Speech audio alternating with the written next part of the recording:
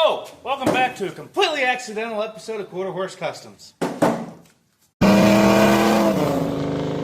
I'm Kyle, and I got Project Apocalypse here. This is our budget 351 Windsor swapped, 393 Windsor stroke swapped Fox body Mustang that we use for drag and drives. I was intentionally making this video as a, hey, we're going to get ready for some stuff. I put some harnesses in, which I'll show here in a little bit, or in the next video.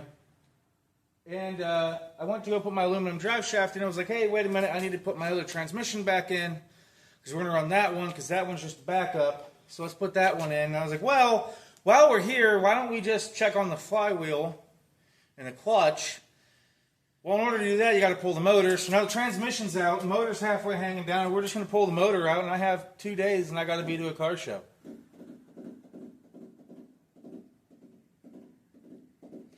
I should stop talking to you guys, and I'm just going to go ahead and start unhooking things so we can get this thing out and we can actually make it. So some of you who have seen me work on this car or seen me put it together or whatnot, you guys know, or maybe you've seen it at car shows, know that my car, I tried to build it as modular as possible. I wanted to make sure you can do things like unhook it and the whole plug wires can just stay with the engine. I can come over here, unhook one fuel line. The rest of the fuel system stays with the carburetor, and I don't have to worry about having 3-4 lines to unhook. I tried to build the car as modular as possible to make it as easy as possible, do things like pulling it out. This is the first time I'm pulling the motor out since we put the car together. Great.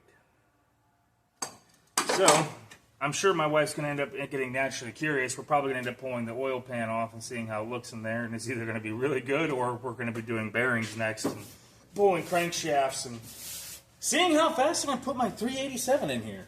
The hardest two parts about pulling my motor setup is actually pulling the transmission and then undoing my oil lines, just because they're quick fittings back here. Other than that, we can pull radiator hoses, get that drained, unhook the alternator. My starter wires actually run over here. I'll show you guys a close-up on that, because I highly recommend anybody who's doing a setup like this to set their wires up, because I can leave my headers on, my starter in, and everything, and I can just hook it back up later. My oil lines are a little more complicated, only because I'm running 2 oil gauges.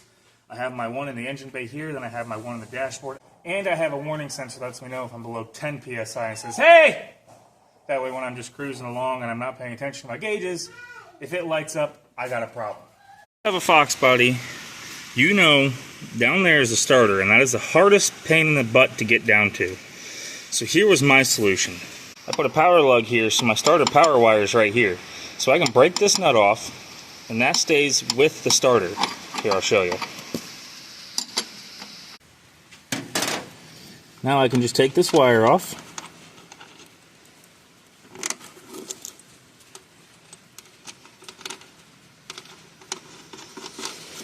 And then I can unplug this wire here, which is my starter solenoid. Now this can stay with the engine, and that's what runs my starter. I already unhooked my oil lines just because they're a pain in the derriere. I gotta find I'm gonna start looking into seeing if I can change these to AN line, because that would be much better. And then maybe I can make like a thing here. I can just hook them into that.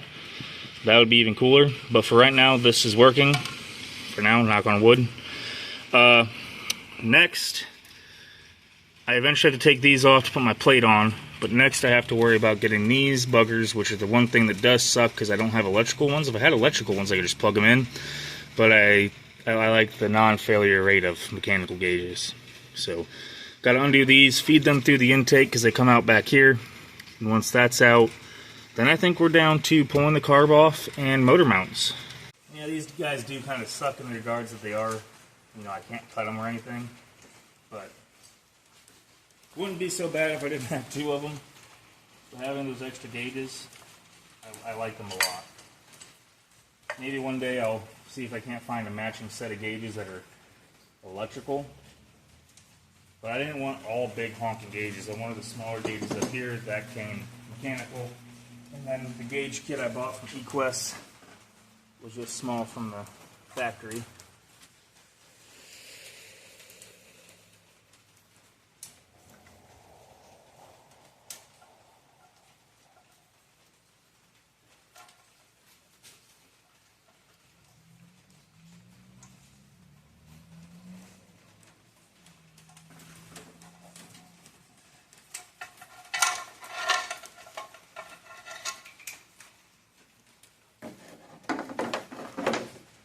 want to damage those guys.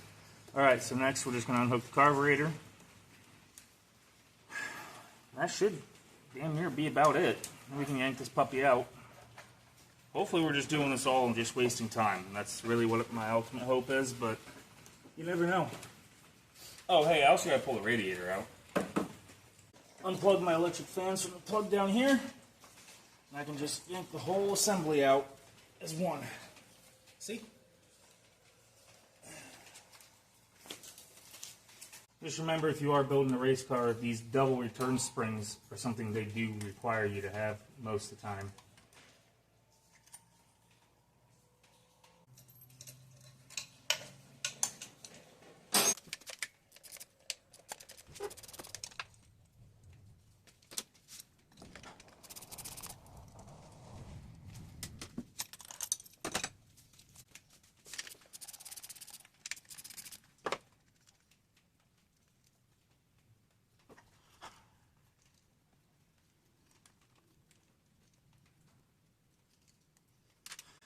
Now we can get our carb off and go put it in a safe spot.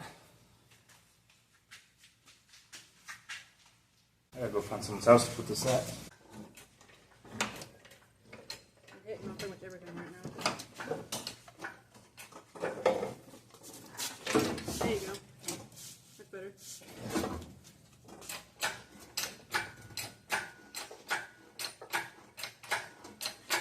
Try to go back again. Here we go. Oh. What? The lines. What lines? These lines right here.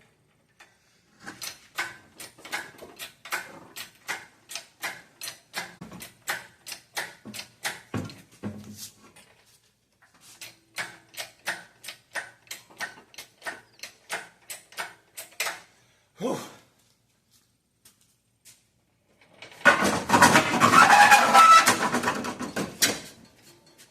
Alrighty, now to do the thing that we actually came here to do.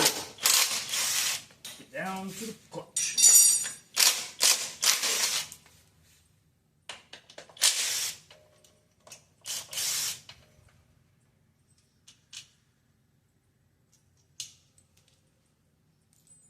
I need an extension.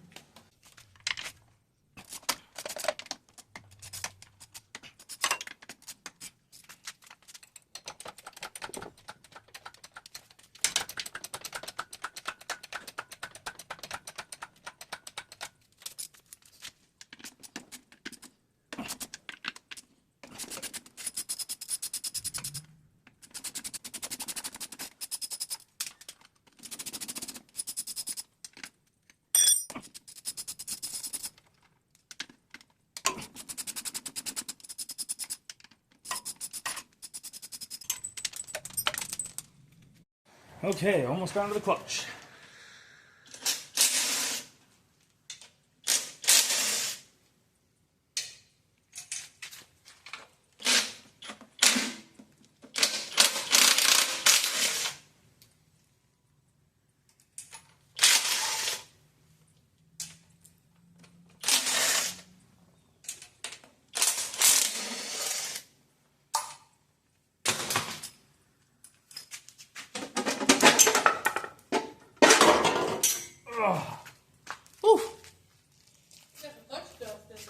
Clutch dust. Oh.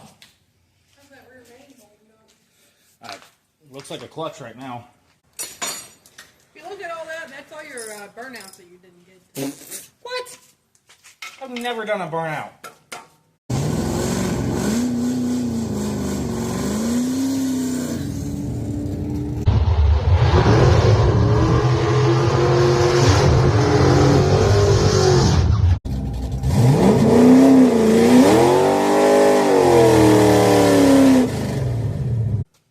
Sorry, I ain't got balls to do a burnout.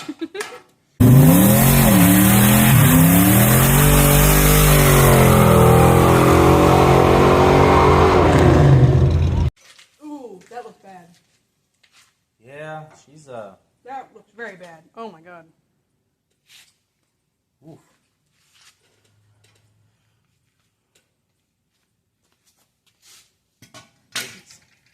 It looks like, well, that's all a clutch. That looks pretty bad. can be fixed. I'd say we have some hot spots on the. You can definitely tell it wasn't happy. Look at all the highs and the lows. That's not good at all. That's because all this. You can see the 3 main grab points. Well, we need to. Yeah. Good news is we have a clutch in the box if we can't get this one fixed. But Either way, I think it's toast because it was thicker. Like way thicker. also got 3,000 hard miles. I know. 30, 40 passes on it. Lots of towing, too. I'm pretty sure it was never rated to tow. And I'm pretty sure it said drag racing use only.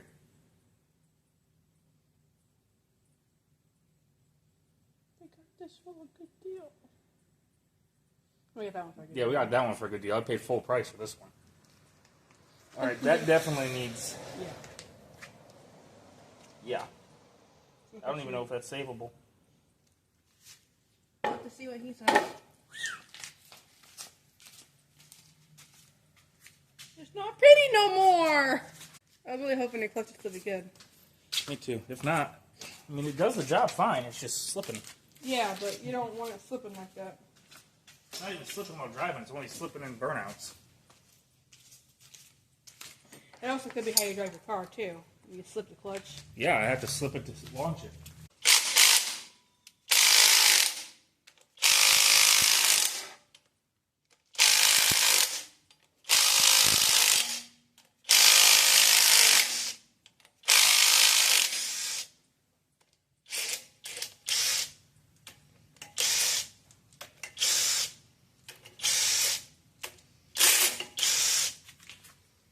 Oh, I forgot how heavy this thing was.